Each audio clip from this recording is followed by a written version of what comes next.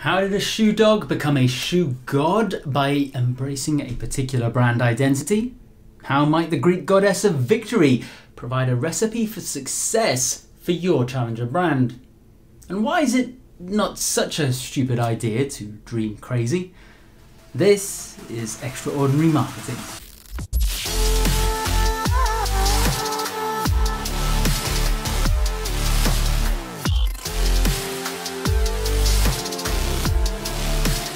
How are we? Welcome to episode 29 of Extraordinary Marketing, a series which explores how innovative brands are shaking up their industries with the most credible, creative and compelling comms around.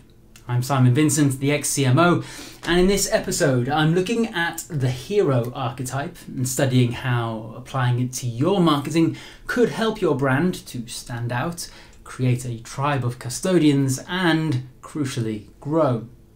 The hero, sometimes referred to as the warrior, is one of 12 personality archetypes developed by the Swiss psychiatrist Carl Jung in 1919. It was his assertion that these character profiles exist in our collective unconscious, that we are, all of us, born understanding the world through the lens of heroes, outlaws, spiritual guides, etc. As such, humans have become extremely adept at recognizing these archetypes in the world around us and adjusting our attitudes, expectations, and allegiances towards certain personality types accordingly. Nowadays, many brands use these archetypes to give their marketing a focus, their product a point of differentiation, and their target customers a reason to believe.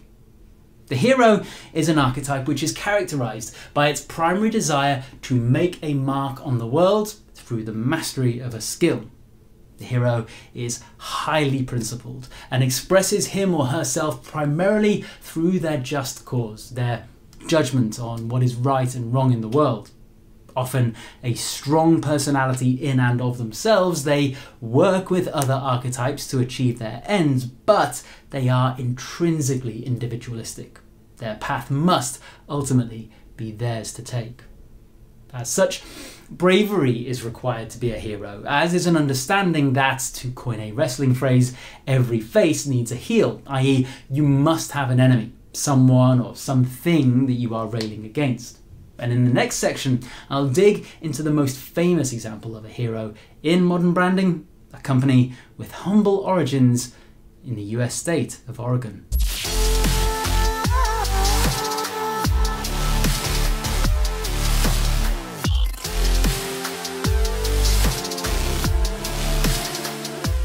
We were the type of people who simply couldn't put up with corporate nonsense.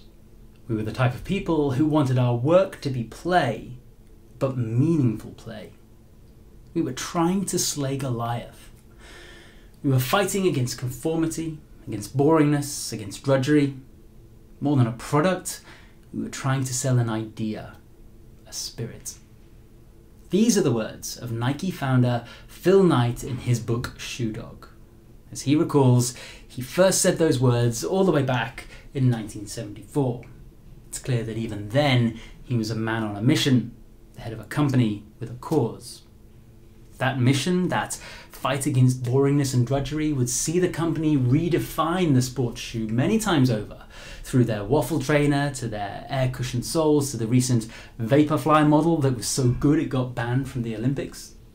It would see them become synonymous with the sporting achievements of Michael Jordan, Kobe Bryant, Tiger Woods.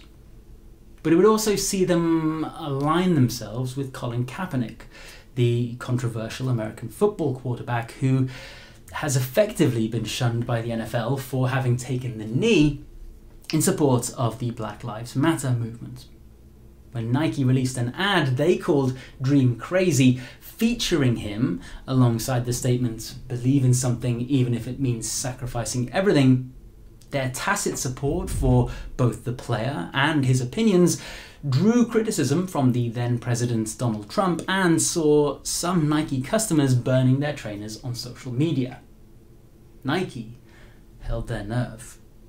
Year-on-year sales rose by 31% within days of the ad's release. Stocks rose by 5% the following week, and the ad even won an Emmy. Of course, Nike knew it would be successful. They have a long track record of running ads that address subjects like failure, role models, the perception of women in sport, disability, and even obesity. They've lit the blue touch paper on these topics since they started advertising in the late 1970s. And the company don't see themselves changing that mission anytime soon. Just as one of their earliest campaigns stated, there is no finish line. Has it worked? Well, nowadays Nike is the world's largest supplier and manufacturer of athletic shoes, apparel and other sports equipment, and the most valuable apparel brand in the world according to Statista. In the past 5 years, Nike Inc. has employed more than 70,000 people worldwide. It generated more than $17 billion in revenue in the US alone in 2021. So while your company probably isn't hitting those sorts of numbers, in the next section I'll explain how you too can set yourself up for success by channeling the goddess of victory.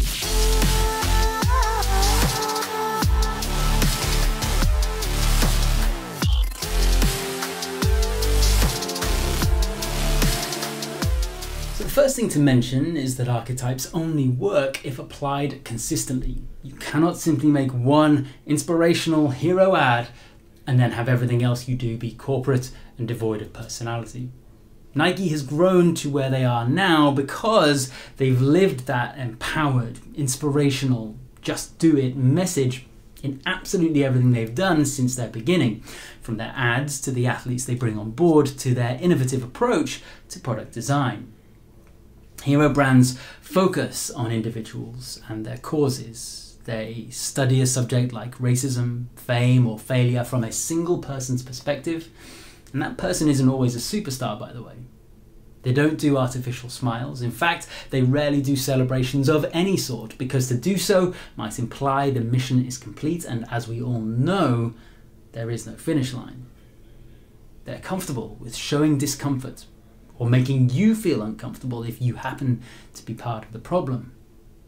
They let their ambassadors do the talking, and they don't put words into their mouth. You don't get Michael Jordan telling you his trainers are available in all good sports shops. Hero brands speak in declarative sentences. They keep the message short and to the point. They are super confident and rarely light-hearted. Their mission is something they take extremely seriously. They are articulate, enlightened, and measured. Finally, because hero brands focus on the subjects that matter to their tribe rather than on their product, it must be accepted that results from their marketing may take time. Remember, more than a product, Nike were trying to sell an idea, a spirit. And ideas take time to manifest. But when they do, they are the most powerful things in the world. For more on establishing a brand identity, check out my episode on how not to be boring.